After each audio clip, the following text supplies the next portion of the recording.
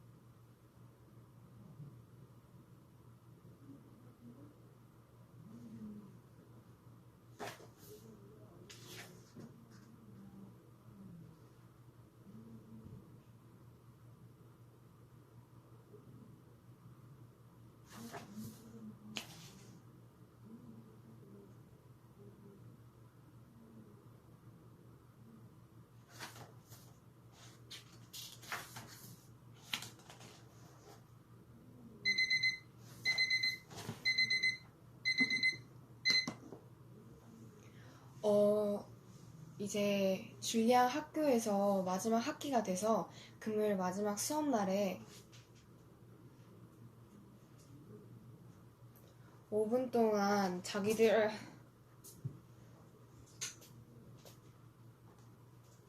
5분 동안 자기가 하고 싶은 일에 대해서 말하는 시간을 가지게 돼요. 그래서 줄리앙이 어떤 걸 발표를 해야 될까 되게 고민을 하거든요. 이제 자기가 이제 암산을 하니까 암산을 해야 될까 아니면 다른 걸 해야 될까 고민을 하다가 그 자신의 단짝 미카엘을 만나게 돼요. 미카엘한테 전에 같이 만든 로봇을 발표하면 안 되겠냐고 하는데 이건 개별 발표니까 미카엘은 안 된다고 해서 거절을 당하고 이제 집으로 톨레톨레 돌아와요. 그러다가 자기 누나를 만났는데 자기 누나가 어마어마하게 큰 성체를 만들어 온 거예요. 누가 봐도 감탄이 나올 만한 그런 성체를 만들어 와가지고 줄리앙이 이제 그거에 대해서 되게 놀라고 그 성체를 자기도 그런 성체를 만들었으면 어떨까 하고 그렇게 생각을 해요. 토요일이 되었어요. 슈퍼토라고 자기가 슈퍼맨인데 이제 토요일에 이렇게 활동을 한다고 그래서 이제 막 자신은 잡초를 뽑는다고 이런 식으로 얘기를 하면서 자신이 지금 잡초를 뽑고 있는 것에 대해서 막 탄식을 하면서 잡초를 뽑아야 되는데 막 잔디를 엄청 뽑는단 말이에요. 그래서 이제 엄마가 이제 화가 나가지고 너는 잡초를 뽑으랬더니 왜 잔디를 뽑고 있냐 이렇게 소리를 들어요. 그래서 엄마는 그럼 이런 토요일에 아들한테 잡초 뽑으라고 시키는 게 정상이냐고, 나는 이제 거기 가서 발표할 때 잡초 뽑는 노예라고 해야 되겠다고 막 줄리앙이 말하니까 엄마가 엄청 웃으면서 너 얘기 되게 그러니까 엄청 웃으면서 너 되게 막 웃기다고 하고 너 책 읽기 잘하니까 책 많이 읽는 거나 암상 같은 거 해보는 건 어떻겠냐고 이제 줄리앙한테 얘기해요. 하지만 줄리앙은 되게 마음에 안 들잖아요. 아무리 발표인데 뭐 책 읽기라던가 암상 같은 건 너무 간단하니까 누나가 만든 그 성체를 들고 가고 싶어 하거든요. 그래서 이제 그 성체를 훔치기로 계획을 해요. 자기가 가지고 있는 그 상자에다가. 그래서 이제 그렇게 마음을 먹고 그 다음 날에 이제 금요일이 되었어요. 발표를 할 금요일이. 그래서 그 날에 꿈을 꿨는데 자기가 이제 암상기가 된 거예요. 몸에 막 이렇게 숫자가 있었고 애들이 그 숫자를 눌러서 인간 계산기가 된 거죠. 이렇게 쉽게 말하면 인간 계산기가 돼서 막 암산을 하는 건데 그 반에 약간 짱 같은 아이가 그 암산 이렇게 누르면서 막 복잡한 식 있잖아요. 세 자릿수 곱셈 이렇게 해버리니까 겁에 질려서 줄리앙이 얘기를 못하니까 막 정강이를 차고 그래서 막 이렇게 몸을 이렇게 꽉 잡는 그런 악몽을 꿔요. 줄리앙은 침대가 날 삼켜버려서 발표 시간이 안 왔으면 좋겠다고 하지만 결국 학교에 갈 시간이 되고요. 이제 줄리앙이 부엌으로 갔는데 누나가 그 오후에 이제 파티가 있어서 이 집 키를 줄리앙에게 맡겨야 되겠다고 얘기를 해요. 그래서 이제 엄마가 줄리앙은 이제 더 이상 어린애가 아니다. 이런 것쯤은 맡길 수 있다. 해서 줄리앙이 그 키를 맡게 되는데 생각해보니까 누나가 나가면 성취를 더 편리하게 이렇게 가지고 오고 누나가 눈치를 못 채게 할 수 있잖아요. 그래서 줄리앙이 신나가지고 이제 엄마랑 그 누나가 나가고 나서 이제 아빠만 있는데 이제 아빠가 샤워하니까 그 틈을 타서 상자에 성체를 가지러 가라고 하는데 생각해보니까 상자가 없는 거예요. 또 이번에 보니까.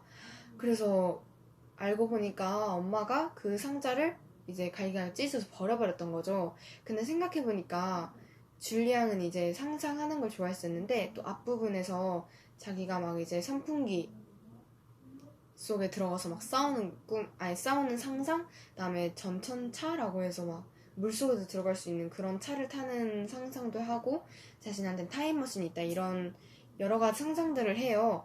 근데 그 중에 이제 타임머신이라고 하는 그 상자를 이제 성체를 담는 거 그 대신으로 써요. 다행히 상자가 남아 있었던 거죠. 그 나머지 하나는 엄마가 버려버렸고, 그래서 그 상자에다가 누나의 그 성체를 담아서 가져가려고 하는데 나가다가 이제 아빠한테 걸려요. 그래서 아빠랑 마주치게 돼가지고 아 이거 학교에서 가져오라고 했다 하면서 이제 아빠를 빨리 그 상황에서 피하려고 해요. 그래서 이제 그 상자를 가지고 나오는데 줄리앙의 그 단짝 미카엘이 있는 거예요.